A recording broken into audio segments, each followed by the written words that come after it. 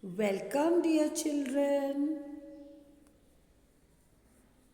Subject Civics, Standard 7, Lesson number 6, Directive Principles of State Policy and Fundamental Duties. In the last two chapters, we studied the fundamental rights guaranteed by our Constitution. We learned what rights Indian citizens enjoy. We also learned that our rights have judicial protection. We understood the importance of fundamental rights in our individual and public lives. With this background, we shall now understand what the directive principles of state policy are.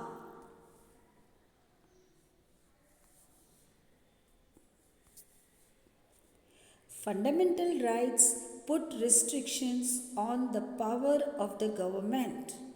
A few such restrictions upon the state are listed below.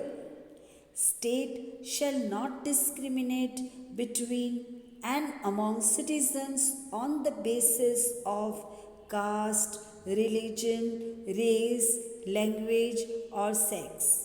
State shall not deny anybody equality before the law and equal protection of the law.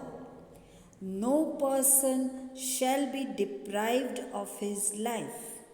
State shall not impose any religious taxes.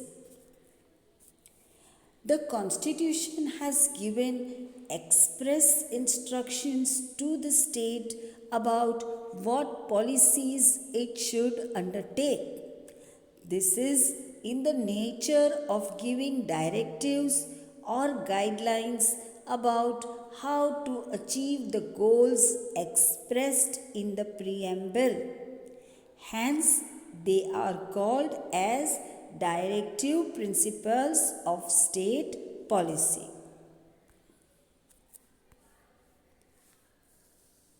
Why were the directives included? When India won independence, we faced a great challenge of establishing order and carrying out smooth administration.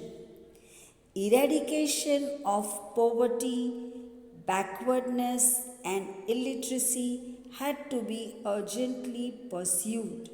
Eradication of poverty means removing of poverty. Backwardness and illiteracy.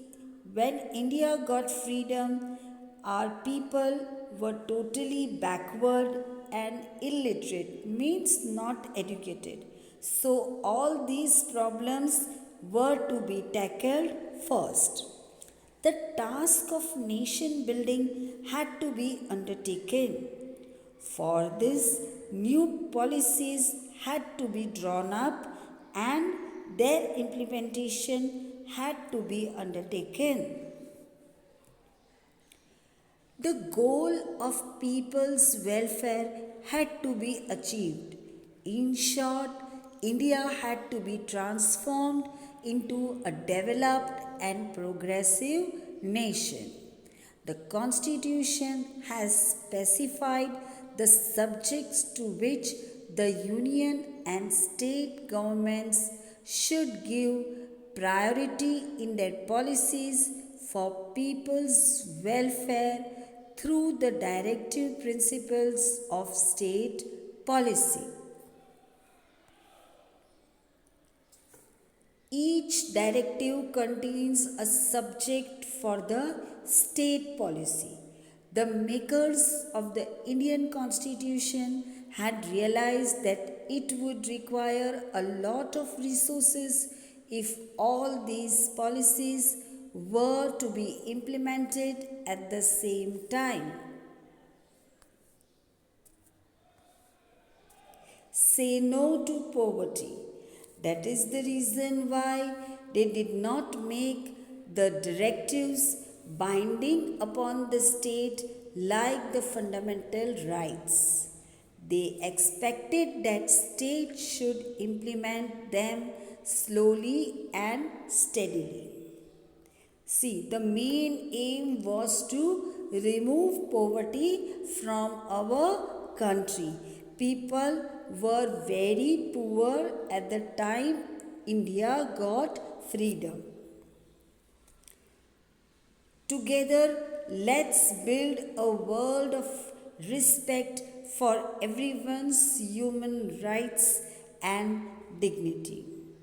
They expected that states should implement them slowly and steadily. When these principles would be implemented, then only we can build a nation full of respect for everyone, and everyone's human rights will be managed and dignity will be gained. Thank you.